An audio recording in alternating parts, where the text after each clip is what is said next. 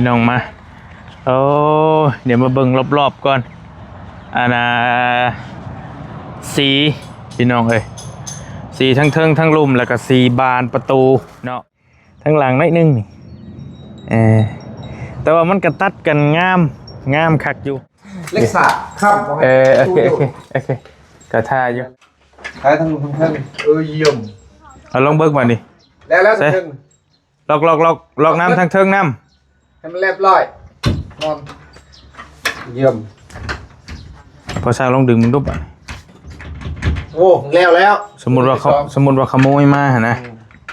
สิโกไม่อีกมาดันนั่นข้างในดิถือว่างามเพื่อนน้องคนนี้ได้เรื่องแล้วแต่ว่าต้องมันอนามัยอะไรอนาคตกันเปื้อนอะไรกับบอกเป็นอันบ่งามแล้วได้ยินว่าทานจะเบิดแม่นบ่ไอ้ซื้อมาให้7 สอบทาน7 สอบซื้อมาให้7 กระสอบพี่น้อย7 กระสอบ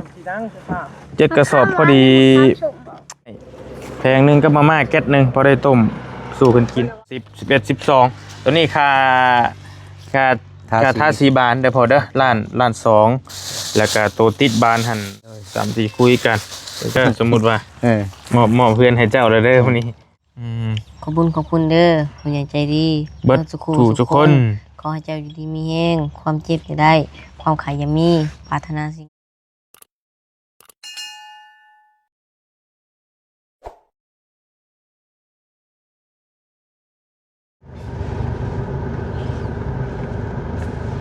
โอ้งามองตองแท้บัดนี้ก็ได้เพื่อนน้องสายฟ้าบุญทวีวสันดอกพี่น้องไอ้เนาะเบิ่งกันเบิ่งไกลๆโหองตองอยู่เอ้ยมาดึงอันนี้ให้เนี่ยไอ้จะเอารถเข้าบ่ได้มาหลายมื้อป้าโหพี่น้องเอ้ยพอสร้างแล้วลงสีเรียบร้อยแล้วสีทั้งเทิงสีทั้งลุ่มเนาะเป็นกันอยู่ บริมาพัตโตบาลีก็ได้จะบชิโมเป็นอาทิตย์ผู้ประจักษ์ดอกบริมาถือว่าลายมือแห้งทักทายสบายดีแล้วพี่น้องเด้อพอดีบาลีมื้อนี้ก็มาเบิ่งงานอยู่เพื่อนน้องบุญทวีก่อนน้องสายฟ้าเฮานี่แหละมากับซื้อทาน6-7 กระสอบมีเมจะดีเพิ่นให้ซื้อทานมาให้น้องๆแน่ว่าซั่นเนาะซื้อทานซื้อแนวอยากแนวกินมาฝากเพิ่นพี่น้องเนาะมื้อนี้ก็ได้มาผู้เดียวมาลีเนาะเราคือสิแล้วเพิ่นแล้วนี่โอ้สีนี่พี่น้องเอ้ยที่ว่าบาลีให้เราทาทั้งเทิงน้ำแน่ทั้งลุ่มน้ำแน่เป็นกันขาวทั้งลุ่มทั้งเทิงก็งามดีไปเดี๋ยวลงไปเบิ่งน้ำกันพี่น้องเอ้ยมาพี่น้องมาโอ้เดี๋ยวมาเบิ่งรอบๆก่อนสีพี่น้องเอ้ยสีทั้งเทิงทั้งลุ่มแล้วก็สีบานประตูเนาะถือว่าคือสีแล้วเบิดแล้วบ่ได้มาหลายมือแฮงบริก็ได้หลายทางไปเนาะแต่ก็ประสานหาอยู่ถามทีมงานอยู่ทางน้องพัชชัยน้องนั่นเพิ่นมาว่าเป็นจังใดหั่นนะพี่น้องเบิ่งน้ำกันเด้อพี่น้องเด้อขี้ไล่หรืองามก็ได้บรรยากาศตอนบ่ายโมงแดดร้อนมื้อนี้ก็ได้บ่หนาวเนาะตอนแรงพุ่นมันสิหนาวเดี๋ยวจะพาพี่พาน้องมาเบิ่งเดี๋ยวพามาเบิ่งทั้งหลังหน่อยนึงพี่น้องเอ้ยเบิ่งสีสีทั้งเทิงทั้งลุ่มมาสิตัดกันซำใดนี่ประมาณนี้แหละเนาะสีเฮือนน้องเพิ่นตอนนี้คือด้านหลังได้พี่น้องเอ้ยด้านหลังทางหลังของเฮือนน้องสายฟ้าเพิ่นพี่น้องเอ้ยก็ถือว่าโอเคอยู่เนาะเอานี่ไปให้พ่อสร้างก่อนเอาไปแบ่งกันกินเด้อมีขนมครับ100เอาไปแบ่งให้เรากินเด้อไปนี่อาจจะเข้าไปเบิ่งน้ำแป๊บนึงขอเบิ่งสีก่อนเราเบิ่งสีรอบๆก่อนเดี๋ยวมาเบิ่งทางนี้ก่อนมันจะได้งัวนี่ก็เซลอยู่อันนี้คือด้านข้างเด้อพี่น้องเด้อด้านข้างแต่ว่าทั้งหลังนิดนึงนี่แต่ว่ามันกระตัดกันงามคักอยู่เนาะเพราะว่าที่เขาเฮ็ดมาแต่ก่อนนี่สีทั้งเทิงนี่จะบ่ได้ค่อยใส่กันบ่ได้ใส่เลย เส้นทั้งเทิงหั่นน่ะจะบ่ได้เคยเฮ็ดสังเกตว่าคือบ่ได้เคยเฮ็ดจักหลังเนาะแต่ว่าอันนี้เฮาเฮ็ดเนาะทางบ่รีให้ใส่แต่ก็บ่อยากจื้อปานใดว่ามีหลังใดใส่อยู่บ่หั่นน่ะแต่บานยังก็แล้วเบิดแล้วก็ตัวสีอันนั้นเราก็ทาเป็นสีขาวให้เลยตัวสีอันน่ะช่องลมทั้ง3ช่องเห็นบ่มันก็เข้ากันเลยเด้อพี่น้องสีขาวก็ฮับกันดีเนาะก็งามดีท่ออันนี้เราก็ติดตั้งให้แล้วย้อนลงแล้วก็ถือว่าไปได้ดีเนาะพี่น้องเนาะทางเฮือนน้องเพิ่นก็ได้คือสิเบ็ดเสร็จแล้วติบาทนี่เพราะว่ากะโลก็แล้วแต่ว่ายังกะโลห้องน้ำเพราะว่าทางน้องนิวเพิ่นว่าสิมีผู้ใหญ่จะดีติดห้องน้ำให้น้องเพิ่นนี่ต่อติดกะโลห้องน้ำติดขึ้นประมาณฟ้านี่แหละน้ำมาสั่นฟ้า2แผ่นบ่หรือแผ่นนึงนี่แหละเพิ่นก็ถามบ่ลี่ว่าเอาสีหยังแต่บ่ลี่ก็บอกไปแล้วว่าเอาสีประมาณขาวๆเด้อเป็นสีสะอาดแน่แต่ก็ต้องมันอนามัยแน่หั่นแหละสีขาวมันเปื้อนง่ายอยู่แต่ว่ามันสะอาดหั่นนะก็ถือว่าโอเคไปได้สวยพี่น้องสีน้องเฮือนน้องเพิ่นก็ได้ตอนนี้เรายังบ่ทันแกะสกอตซับยังบ่ทันได้แกะ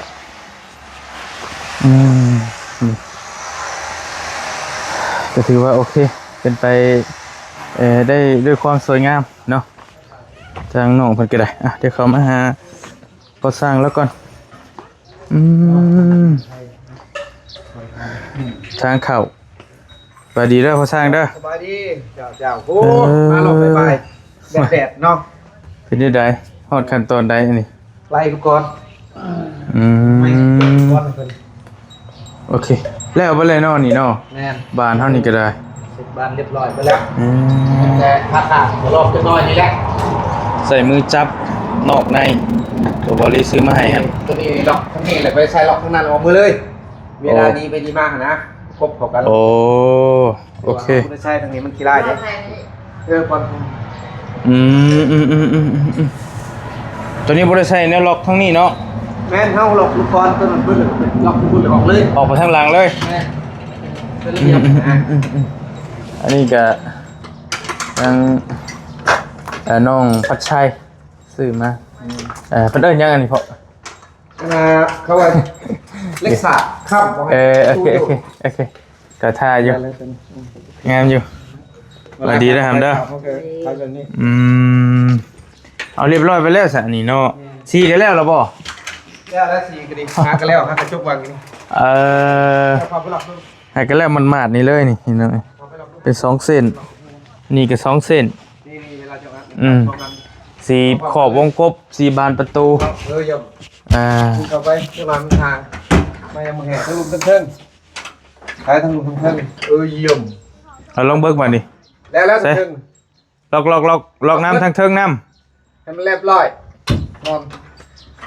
เยี่ยมพอสร้างลองดึงมึงดุบอ่ะโอ้แล้วสมมุติว่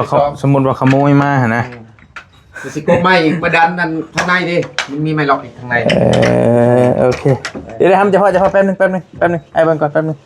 ว่ามันโอ้คือว่ามิดชิดกันอยู่ซองเห็นบ่ฮัมซองเห็นคนข้างนอกอยู่บ่ห่างโดนจักแล้วไม่แห้งดูแต่ก็ชิดกันคักได้นี่คือบ่เห็นหน่อยนึงแล้วบ่เห็นแล้วเจ้าโอ้งามได้นี่จะเบิ่งจะพาเปิดเด้อแป๊บนึงเบิ่งให้เบิ่งก่อนโอ้ถือว่าโอเคไม่ยังฮะไม่ยังระบาดนี่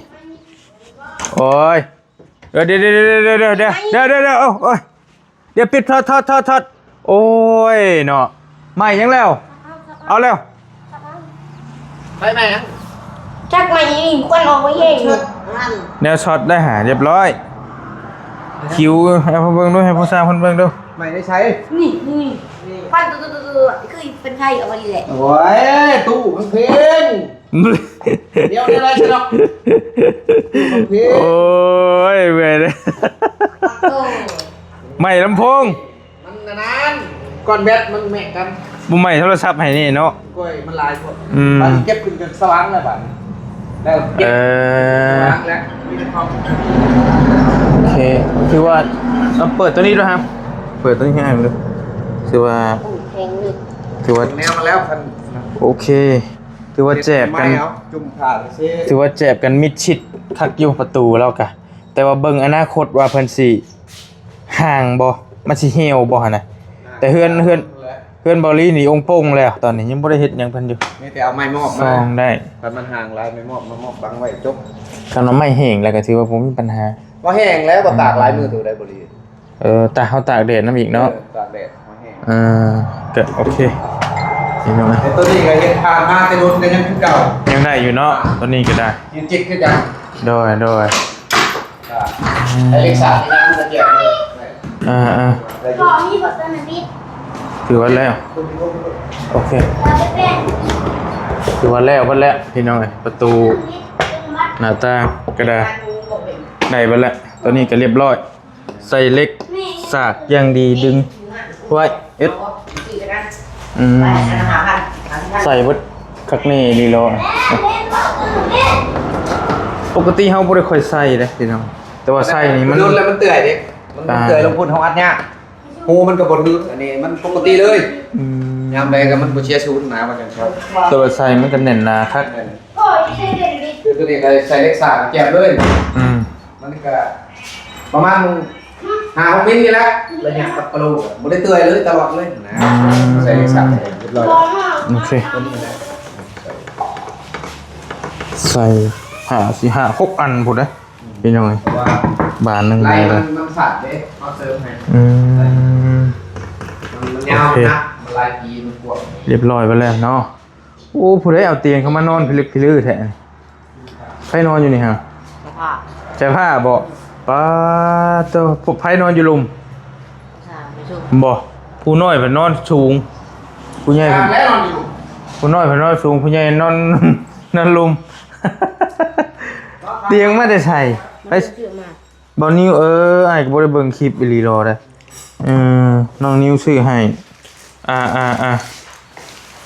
นั่นเด้อกระทิงแดงเด้อพอเด้อ เลยจ้ะ กินก่อนเอาพอดีมาแล้วเลยแล้วซะนี่พี่น้องเอ้ย มาแล้วแหละตั้งแต่แรงรอบแรกเหมือนกันเก็บงานครัวเหมือนกันเบิดแล้ว ตัวนี้อันนี้ ยังสิเก็บกันหน่อยนี่แหละ ยังแต่ตัวฟ้านี่เนาะ ทำไม ยังตัวนี้ กันหน่อยยังเก็บแรงตรวจเลย ตัวฟ้ามันนี่ก็ถือว่าสมบูรณ์พี่น้องเอ้ยโอ้เย็นได้ข่าวว่านี่เย็นมันสูงแน่ก็โอ้คักได้นี่เขาท่าออกมาทั้งหมดบูเลย เสร็จสมบูรณ์100%ปุ๊บสีพ่อเนาะพอ ขอบมงกบสีบานเป็นเป็นสีไหม้แดงๆประมาณนี้ โอ้ ทึม ขอบคุณดูวี่นี่อนามัยจับของงามรถเจ้า อยู่ห้องนี่ป่ะ โอ้ยนี่เตียงก็ได้บริเอ้ย โอ้2 เตียงผู้ อ้าวสลัก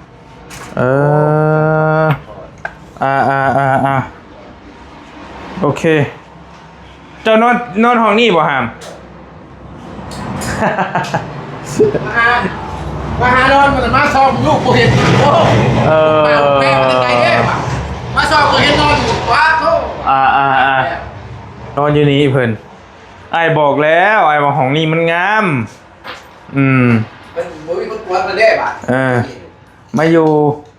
เหมาะสุดแล้วนี่อยากเบิ่งรถก็เปิดเบิ่งรถนี่ประตูหน้าต่าง ก็เป็นกูเช้าแล้วเขาวนอยู่หันได้บรินี่ว่าหน่อย นี่เปิดเบิ่งที่ได้เลยนะนี่พี่น้องเอ้ยนี่เหมาะสุดแล้วห้องนี้ฮะแล้วก็เปิดอยู่ทางนอกอีกบ่มีไผกวนแต่เพิ่นล็อกข้างในแล้วเฮาก็ล็อกของเฮาสบายบ่มีปัญหาตัวนี้เปิดทางนั้นก็ได้ เปิดทางนี้ก็ได้ถือว่าเหมาะสุดแล้วนะมีช่องลมเข้าอากาศเข้าแล้วกวดให้มันเบิดได้เหรอบ่แม่นสิกวดแต่ห้องตัวเองเด้ ก็ถือว่างามเพื่อนน้องคนนี้ได้เรื่องแล้วแต่ว่าต้องมันอนามัยแหละอนาคตคันเปื้อนแล้วก็บ่เป็นอันบ่งามแล้วสีซานี้คันมาเฮามือเปื้อนแล้วมัดรูปนี่เรียบร้อยแล้วได้นี่พี่น้องเป็นรอยคราบเลย ติดเลยนี่นะขี้ง้ออยู่สิได้น้องไผ่บ่เฮิงดอกเบิ่งนี่นี่แหละคันมีปูหนึ่งเข่าปลอดภัยญาติมาให้ใช้ผ้ากันชิตูนแล้วบ่ได้กูพังเลยเที่ยวไปเที่ยวมาแล้วว่ะเมื่อเขาเฮ็ดเข้าไปอยู่บ่อยู่แล้วเขาว่าอยู่ชั่วคราวบ่ให้เมื่อคืนนี่คืนวานนี่เมื่อนั้นคืนวานไปอยู่น้ำพอช่างบ่อยู่ข้าวแล้วกันอยู่ลิงให้เขาเฮียนแหละอยู่ประมาณเท่าไรออกเป็นแล้วให้มาแล้วเบิ่งก่อนจะอยู่ได้สำใดชาว่าผู้มื้อนี้ก็ผู้นี้อยู่ปกติเลยก็เฮาก็ก่อนเบาเขานำชมในน้องคือว่าแหละเฮาไปเที่ยวมาเบิ่งเขาอยากได้สำใดผู้นี้ก็หลายมื้อบ่ได้ไปใช้ก็ดีใจนำแล้วบ่ได้ไปหลายมื้อเลยเนาะโอเคไปชี้เขายังบ่ทั่วเอาเงินแม่บ่พอแตกออกก็ซับให้มาของเจ้าอันน่ะเจ้าสิไปใช้น้องไปรถถีบบ่เดี๋ยวมาว่าเวียงน้ำไม้ก่อนแป๊บนึงเลยจังไปมาว่าอยู่น้ำไม้ก่อนแป๊บนึงแล้วจังไปแล้วจังว่าสิไปป้าแล้วก้อนได้บอลลี่เอ้ยบ่อยากมาหากันในบ่ได้เห็นกันเท่าไรมืออะไรก็ได้เหยียบตีแม่โอเคเนาะถือว่าโอเคเสร็จสมบูรณ์พี่น้องเอ้ยเฮือนน้องเพิ่นนี่ก็ได้ถือว่างามเบิ่งแต่มันก็อยากเหลื่อมแดดหน่อยนึงเหลื่อมแดดหน่อยนึงที่เจ้า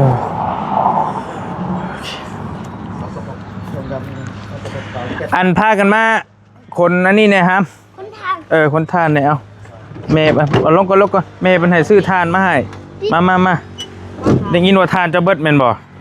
ไอ้ซื้อมาให้7 สอบทาน7 สอบทานทั้งหมดเลยบ่แม่นเบิดแหละค่อยๆเด้อซื้อทานมาให้7 กระสอบเดี๋ยวจังน้อยจังไปเดี๋ยวให้กับนั่นละเดี๋ยวสิพาไปเวียกอยู่เดี๋ยวบ่น้ำโพสร้างแป๊บนึงมาว่าน้ำกันก่อนคนลงไข่น่ะก็แม่นเด้อไข่แพงนึงกับมาม่าแก๊สนึงฮะตัวนี้บ่แม่นตัวนี้แม่นละมะขามเหรอมะขามนี่แหละซื้อมาให้7 กระสอบพี่น้อย7 กระสอบ7 กระสอบพอดี210,000เนาะหรือว่าประมาณ300น้อยๆ300 กว่าบาท7 กระสอบได้โอเคก็ไม่ซื้อไข่มาให้แพงนึงก็มาม่าแก๊สนึงพอได้ต้มสู่กันกินได้แล้วเบิ่งอาหารคือสิบ่มีละเบิ่งน้องๆเพิ่นนี่แล้วก็ซื้อขนมแน่กินนี่ไปไว้ให้เพิ่นกินแล้วเอาลงมาลูกมาแมวเจ้าน่ะยังอยู่บ่อาหารบอกอาหารแมวเจ้าน่ะเกลือมันเด้ออย่าลืมหดเกลือแมวไปจ้ะแล้วก็หัวน้ำมันปิดเด้อเปิดแล้วก็ปิดเดี๋ยวงัวเพิ่นออกเดี๋ยวสิว่าให้ชุบเจ้าอีกได้ไปเลยคือว่าเสร็จสมบูรณ์นะตีเป็น100%ที่ส่งมอบเลยบัดนี้เรียบร้อยเลยทางเฮือนน้องสายฟ้าบุญทวีเฮานี่คือว่าจบแล้วบัดนี้บ่มีหยังแล้วพี่น้องเอ้ยเนาะก็สิมีกันเล็กๆน้อยๆติดกะโหลของน้ำของในไปพุ่นแหละบัดนี้ก็ได้แต่จังว่ากันตัวนั้นก็ได้เนาะตัวนี้ฟังพี่ก็โอเคเสียแต่บ่ได้เทกันเปื้อนเด้อหามเด้อเฮือนเจ้าเด้อบ่ได้เทซ้ำกะยามันแหละเฮ็ดได้มีหยังก็จังหวัดบ่แล้วจังเฮ็ดคันว่ามีก็แล้วจังเฮ็ดคันบ่มีก็อยู่แบบนี้แหละสุดแล้วนี่ก็ได้มีแต่เจ้าพากันอนามัยนี่แหละนี่เพื่อนมากับงามเลยเก็บให้มันเป็นระเบียบบ่เลยแล้วก็จังว่ากันนั่งลงกันหั่นแหละนี่คุณย่า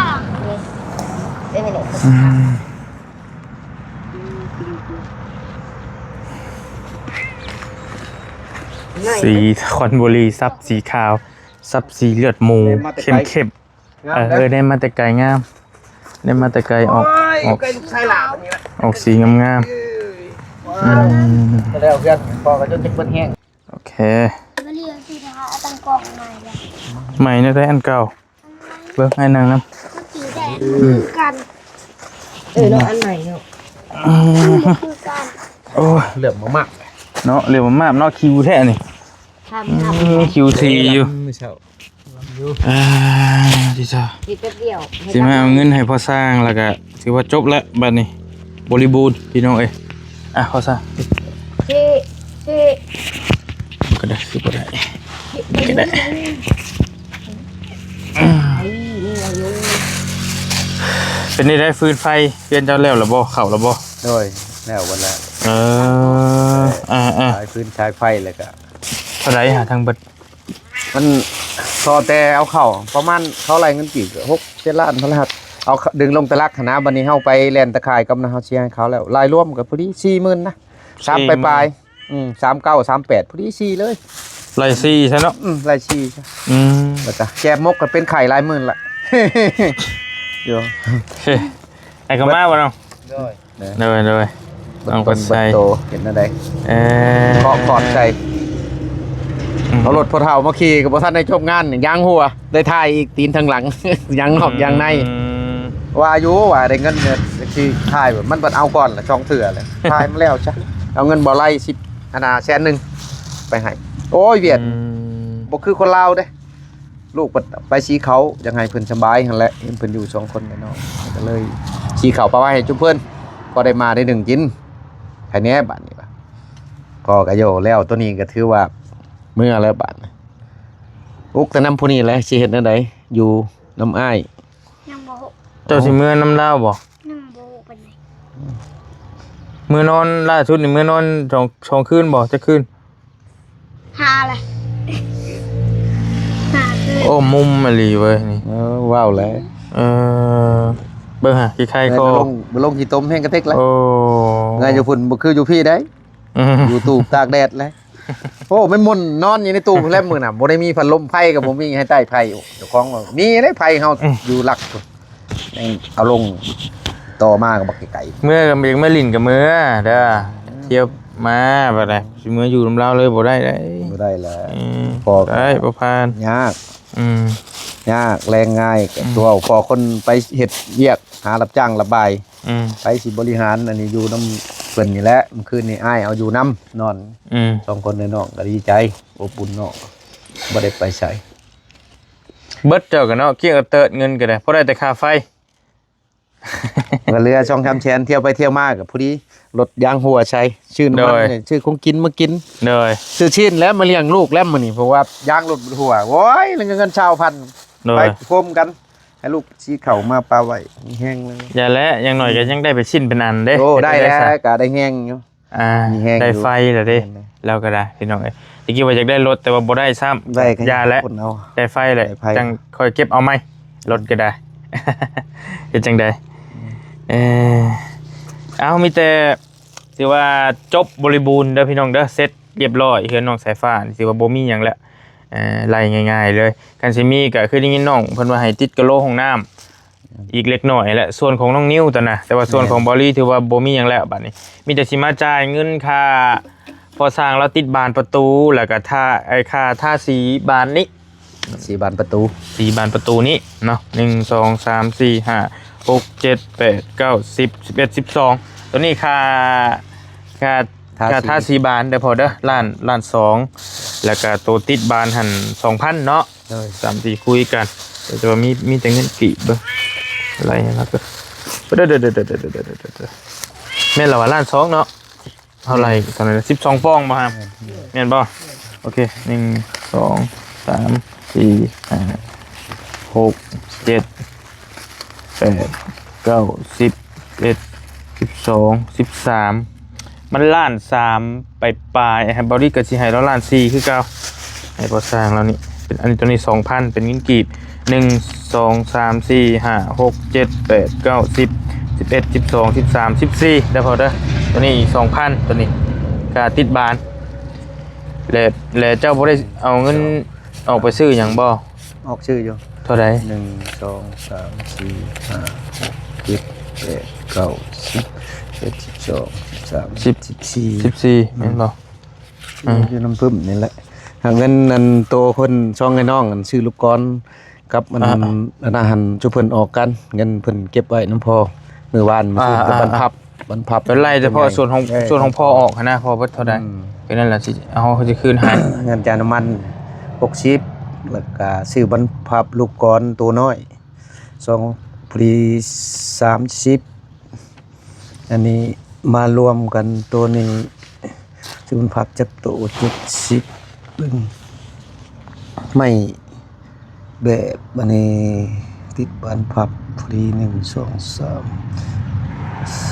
สกอตติดแล้วก็ รวมเอาแต่200,000ป่ะปลายมันก็บ่หลาย พอดี2บ่ 200,000เช้าแต่ว่าเอาทำ200,000 โอเค กดไว้ค่านั่นเด้ค่าน็อตกาวจังนั่นแหละพอดีรวมกันพอดีเป็น200,000ปลายน็อตจับมาหานะมันติดขนาดตก โอเคเอาบ่เป็นหยังเข้าให้300,000เลยเด้อน้ำมึกน้ำมันน้ำเนี่ยถือว่าจบบริบูรณ์บัดนี้นี่ยังเท่านี้บัดนี้พี่น้องไอ้เบิ้งสินับให้เบิ้งเงินนอกใช่ปะ1 2 3 4 5 6 7 8 9 10 11 12 13 14 15 16 17 18 19 20 21 22 23 24 25 26 27 28 29 30 31 32 33 34 35 36 37 38 39 40 4ล้าน1แสน4ล้าน1แสนเท่าไรเงิน4ล้านเท่าไรเนาะฮะ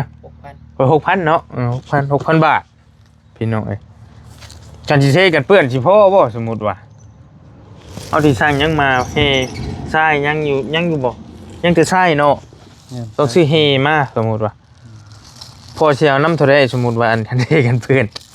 เอาบ่หลายดอกไปกันมาลัยเป็นอันนั้นก็ประมาณหม่องคันสิไลเงินกี่3,000ก็สิไลเบิ่งนั่นก็ถึงเงินกี่เอาอยู่เราล้านปลายไปล้าน5ได้บ่เพื่อถมเพื่อหยังล้าน5แสน ล้าน5แสน เพื่อสิปรับดินปรับหยังมันก็ โอเคกัดพ่อบ่จะ เห็นน้ำกันนี่เลยในตอนนี้ พี่น้องเอ้ยสมมุติว่าแบ่งให้พ่อเราล้าน5แล้วก็ยังเหลือ2ล้าน5เนาะ2ล้าน6ยังเหลือ1แสนเด้ก็สิพ่อบ่จักแล้วเอาไปเอามาก็ได้ปูนก็สิตื่มใส่ก็บ่หลายเนาะซื้อปูนซื้อเฮใช่เฮาก็มีอยู่ดิ เฮาอยู่ดีปรับให้มันได้มาตรฐาน ใช่ยังหลายเจ็บอยู่ได้สำได้เอาสำนั้นมันก็เฮาสิเฮ็ดออกมาจักเส้นเบิ่งเด้อกันเปื้อนนี่70ปุ่นแลนสิครึ่งเลยแล้ว40นี่6ก็ซ้ำนี้แล้วนี่ปานนี้แล้วนี่เลาะปานนี้แล้วได้อยู่ดอกไปได้อยู่ก็ตางช่วยเพิ่นเป็นได้อยู่โอเคบัดพอเบิ่นแห้งก็พอได้ไปช่องเบิ่งเนาะสายฟ้าโอเคมีแต่ชุมเจ้าว่างแหละคันอ้ายเพิ่นอยู่ก็ช่วยกันเฮ็ดเด้อให้พ่อแล้วตีแบบให้แล้วพากันเอาดินมาถมเด้อหามเด้อปรับให้มันเพียงเดี๋ยวอ้ายสิเทกันเพื่อนให้เลยเพราะว่าเงินมันยังเหลืออยู่ให้มันงามๆเลยซะมันยังพอได้อยู่เบิดซื้องัวมาเลี้ยงว่าจะเลี้ยงงัวนำสาวชุดอุกสุกงัวใช้มันบ่พอแล้วเอาเฮ็ดกันเปื้อนนี่ให้มันแล้วเปื้อนโอเคแล้วได้แล้วนี่ได้แล้วเจ้าก็เลาะไปเลาะมานี่ก็สบายเทแล้วซอยกันเฮ็ดน้ำกันนั่นแหละแม่นได้อยู่ดอกมันจังงามเลยพี่น้องแล้วก็อนามัยแล้วมีกล้วยดิกล้วยน่ะใช่อ้าวเจ้าว่า1 2 3 4 5 6 7กันมีกล้วยให้เฮ็ดเรือนมัน12 13 สิไปชื่อแฮกับชาย17 18 19สิมาปูพื้นเฮือนคะแนนมันจุก90โอเคเดี๋ยวมันนับปิดเมื่อยนะก็จบบริบูรณ์ในส่วนของบาลีบัดนี้ก็มาไล่เบิ่งเงินอะไรก็ยังสิได้อยู่ในตัวเทกันเพื่อนให้น้องเพิ่นซะเดี๋ยวสิสั่งอันนี้มาสั่งเฮสั่งทรายเงินทองใส่ก็ยังมีอยู่ที่หามมีอยู่บ่เอ้าชื่อหยังเบิ่ง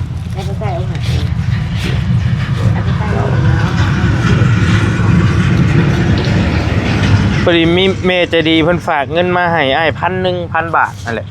เพิ่นให้ซื้อทานแล้วก็ลืมซื้อทานมา7สอบแล้วก็แบ่งซื้อแนวอยากแนวกินแน่มาให้ชุมเจ้านั่นแหละแต่ก็มันยังเหลือเงินอยู่150,000ปลาย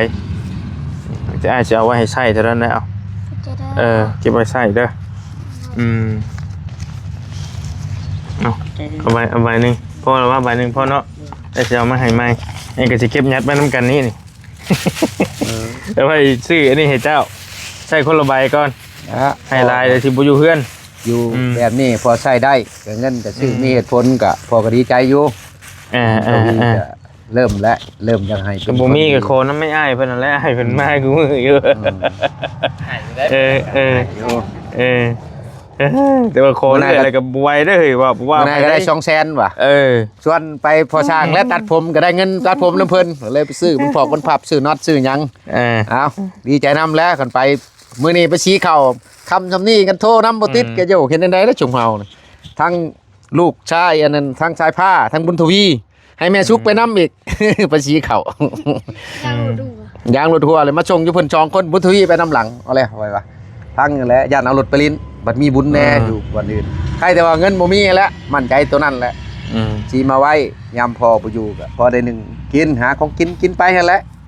กันจากเมื่อก็พุ่นแล้วมันสะดวกพุ่นแหละบัดนี้เลยเฮาสิเอาอีหยังเท่าใดพอบัดนี้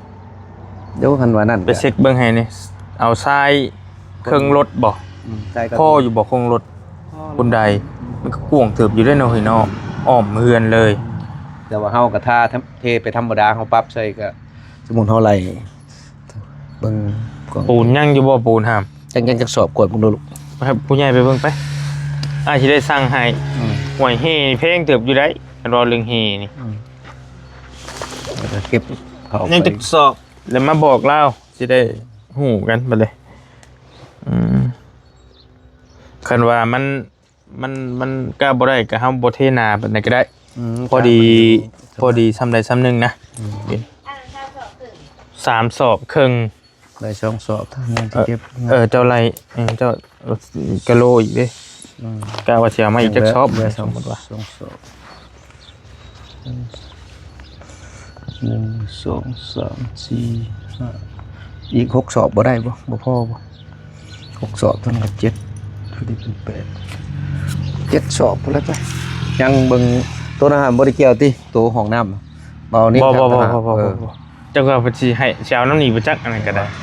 ก็จังว่าแต่ยังบ่ได้ถามน้องเพิ่นเพราะฉะนั้นไล่ชิปโดนแล้วเอา10 สอบซะเนาะสบาย10 สอบกับ8ก็เหลือเลยหน่อยบ่พอหน่อยว่าซั่นซะ10 สอบกับ800,000เลยพี่น้อง10 สอบนี่วันนี้เฮบัดนี้ทรายก็ยังได้อยู่บ่กดลงมาได้บ่2ห้องทรายเฮาเข้าได้บ่ก็กดได้อยู่แล้วตักว่าเอาเฮทรายอย่างละครึ่งไปจักเอาไปมาเนาะเบิ่งทรงงานเทก็มันอยากเปลืองได้แม่นโตเพื่อหอบเพื่อนได้พี่น้องบ่ได้แม่นว่าน้อยปานใดเมื่อไรฉันก็มันช้ำกันกับในห้องเพื่อนผู้ใดบ่ดีมันก็เลยกันแล้วก็บวกลบคูณหารเท่าไหร่29มันก็18 เมตร18 เมตรใส่บวกอีกเท่าไหร่ตัวนั้น6กับ6ก็12มาบวกกับ18มันมีจักเมตรบาดนี่ได้มึงดูนักเรียนแล้ว2กับ8 10พูนเอาไปมันก่อนได้แล้วบ่เป็นหยังเดี๋ยวเฮาสิสั่งมาอย่างละครึ่งสั่งสีบ่ได้แห้งติผมไปสั่งมาอย่างละครึ่งแล้วก็สิสั่งปูนมาอีก10 สอบก่อนสีมันแห้งพอบ่พอแล้วจังว่ากันอันใดก็ได้นี่แหละน้ำมันนี่เก็บใส่รถเศษมันนำมันนี่เคลียร์กันมาแล้วปรับเข้ามามันจับเลยให้มันสะอาดเลยแล้วมันนั่นก็ห้องก็บอกมันเรือขังน้ำห้องบ่ได้ใช้ตัวใดมันขังไปน้ำโอเคได้แล้วขอบใจหลายๆเด้อพ่อเด้อเดี๋ยวจะให้น้องๆเพิ่นขอบใจผู้ใหญ่ใจดีเพิ่นก่อนบัดนี้จบบริบูรณ์แล้วอีกเทื่อนึงพี่น้องเนาะเจ้าก็ไปเฮ็ดงานเลยก็ได้บัดนี้ดำเนินงานมอบเลยแล้วบัดมอบทั้งสายผ้ามอบทั้งนั่นบุญทวีแล้วได้บ่คักบ่แน่ก็พอช่างก็เฮ็ดชุดใจแล้วจนได้อยู่ได้เช่าแหละบ่ได้เต้นตนโยนไปทางใดนอนอยู่นำกันน้องนี่แน่งคือนี่ก็ป้าเฮาป้านี่ได้ถือว่าหึงเนาะ2 เดือนปลายบ่3 เดือนจำเหยียดแล้วสิเบิดแล้วเด่นยังจักมื้ออยู่นำกันนี่พี่น้องเอ้ยแล้วก็มาขอจนมีหน้าต้นมาขอบ่มีหนังสือบ่มีโอ้ตายขอโทษเป็นหยังอยู่หั่นล่ะนึกว่าเอาพอจับก่อนบ่มีหนังสือส่งมอบเนาะกันสมมุติว่ามีมิกเลยส่งมอบเพื่อนให้ใช้ฟ้า ยังบ่ได้เขียนแล้วบ่ได้เขียนบทไง สมมุติว่า สิแต่งกับก่อนก็สิผูกกัน แทนให้บุญทวีจักสูตรควันบ่ยังให้ไปกันยังพุ่นแล้ว ปีใหม่เลยเด้มันก็เช่าแล้วบาดนี้ ซ้ำสิชูดชูดได้เลยก็คือเก่าคนสิไปบ่ได้คือกันบันทึกกับโชคกันห้วยไปทางใดก็บ่ได้แล้วมันกินฮอดไอ้ความอยากนอนเด้ห้วยมันกินแล้วนอนกับกินแล้วไปต่างกันได้ โดย กับเฮาไปหามากินนี่กับเฮาตื่นมาได้กินโลดเปลี่ยนต่างได้ โอเคได้แล้วพี่น้องมีแต่กันว่าคือบริษัทเป็นเฮ็ดได้เฮ็ดแล้วแล้วเพิ่นสิมีหนังสือส่งมอบแล้วเอ้ามอบเด้อสมมุติว่ามอบเพื่อนให้เจ้าเด้อมื้อนี้ตัวแล้วพี่น้องอายุกันว่าสิ3เดือนปะ3เดือนพุ่นแหละตีไปประมาณนั้น เก็บห้องน้ำห้องใน ก็ถือว่าไว้นะเราเฮ็ดผู้เดียวเราก็ได้บ่สร้างก็ได้โอเคได้แล้วมันให้ยืดยาวเฮาก็สิพาไปทางอื่นนำแน่อ่ะมาครับโอเคได้เด้อโอเคได้แล้วพอไปเฮ็ดเวียกรถก็ได้บัดนี้โอเคขอบใจหลายๆใจทั้งผู้สร้างหลายๆเฮ็ดเฮือนงามๆให้อยู่โอเคตั้งใจครับมายับมานบมือขึ้นเด้อมีแต่ให้เจ้าทั้งสองคนนบมือขอบมุกขอบใจขอบบุญขอบคุณเด้อผู้ใหญ่ใจดีเพิ่นเบิดทุกทานที่ซอยเจ้าตั้งแต่ต้นจนฮอดซุมื้อนี้ผู้เล็กผู้น้อยผู้ร้อยผู้พันเพิ่นส่งมากันหลายคนเฮงเนาะพี่น้องแต่ว่าผู้นี่ผู้มันหลายน่ะบ่ได้จักสิบ่ชื่อแน่บ่ชื่อแน่เนาะแต่ว่าผู้หลักๆก็ชื่ออยู่พ่อน้อยแม่มันธนาและแม่แคทแน่แล้วก็แม่อันน่ะโอ้ยหลายคนบัดหลายท่านขอโทษขออภัยนำหลายท่านแต่บ่ติดบ่ลิๆรายชื่ออยู่แต่ว่ายันเอามาอ่านแล้วยันมันบ่ครบถ้วนมีแต่ว่าให้เจ้าเว้าผู้ใหญ่ใจะดีเบิดทุกคนก็แล้วกันเด้อผู้ที่ซอยจะมานี้หันออกก็ได้หันออกไล่นี่อะไรปุ๊บจะนั่นเป็นเรื่องอีกนะ อะไรเนี่ยโอเคเอานกมือขึ้นขอบมกขอบใจขอบบุญขอบคุณผู้ใหญ่ใจดีเพิ่นเบิดทุกคนเด้อที่เพิ่นซอยเฮ็ดเฮือนให้เจ้าขอบคุญขอบคุณเด้อผู้ใหญ่ใจดีเบิดทุกคนขอให้เจ้าอยู่ดีมีแห้งความเจ็บจะได้ความขายอย่ามีปรารถนาสิ่งใดขอจะได้สิ่งนั้นลงความมุ่งมั่นปรารถนาอย่าเจ็บอย่าจนหิ่งๆปังๆร่ำรวยขอให้เจ้าเป็นผู้โฮมไส้ให้ลูกให้หลานสาธุเด้อเนาะเอาพุ่นน่ะนะว่าเด้อวันนี้เด้อโอเคตั้งใจย่าสิไปปะแล้วหน่อยแล้วเด้อขอบคุณเด้อผู้ใหญ่ใจดีเบิดทุกทานให้ใจดีแม่งความเจ็บอย่าได้ความขายอย่ามีปรารถนาสิ่งใดจะได้สิ่งนั้นอย่าเจ็บอย่าจนร่ำรวยเจ้าสาธุเด้อพี่น้องทางบริเองก็ในนามต่างหน้าเป็นสะพานบุญก็ดีมกดีใจหลายแล้วก็ภูมิใจหลายที่ได้เฮ็ดเฮือนหลังนี้ให้น้องๆเพิ่นจนแล้วพี่น้องเสร็จสมบูรณ์เนาะ 100% แล้วพี่น้องเนาะถามว่าเฮือนหลังนี้ใช้งบเบิดเท่าใดบ่จื้อเลย เพราะว่ามันหลายทางเบาเหย้านี่ทางเบาลี่นี่แล้วก็ทางน้องนิ้วนี่ผสมประสานกันทางบบุญสารวัตรนี่ทางเมเล็กทางนั้นก็เมเล็กแล้วก็โอ้หลายคนเฮงเนาะที่เพิ่นซอยมานี้แต่ว่าหลักๆกับทางเบาลี่นี่ดึงกันนั่นแหละพี่น้องซอยกันเนาะมีแต่ทางเบาลี่กันแนะนำต่างหน้าผู้เป็นสะพานบุญให้ก็ดีมกดีใจหลายแล้วก็เป็นเกียรติหลายที่ได้เฮ็ดเฮือนหลังนี้ให้น้องๆเพิ่นจนแล้วจนทั่วก็ขอขอบใจขอขอบคุณเป็นอย่างสูงในหลายทั้งผู้ใหญ่ใจดีผู้ใหญ่ใจบุญเบิดทุกท่านเนาะที่ซอยอุปถัมภ์ค้ำสู้2ไอ้น้องเพิ่นน้องบุญทวีน้องสายฟ้าจนมาฮอดสู่มื้อนี้เนาะก็ให้ทั้งเจ้านะเบิดทุกคนอยู่ดีมีแฮงสุขภาพแข็งแรงเนาะให้ร่ำให้รวยให้โชคให้มานปรารถนาสิ่งใดก็ให้ได้สิ่งนั้นสมความมุ่งมั่นปรารถนาให้ร่ำให้รวยเดินทางไปทางใดมาทางใดก็ให้ตลอดปลอดภัยอย่าเจ็บอย่าจนอย่าคัดอย่าซนเนาะให้มีแต่คนหักคนแพงอยู่ดีมีแฮงเด้อสาธุเนาะไปสำหรับที่นี่บอลลี่ไปก่อนมีแต่สิเตรียมโตเทกันเปื้อนให้เพิ่นสิสั่งเฮสั่งทรายมาเอาให้มันเบิดเงินซ้ำที่เฮามีนี่แหละจังใดก็จังว่ากันอีกชั้นนึงสบายดีร่ำรวยอยู่ดีมีเฮงบายเด้อพี่น้องเด้อเจ้าอยากวิทย์มานานเลยวิทย์ก่อน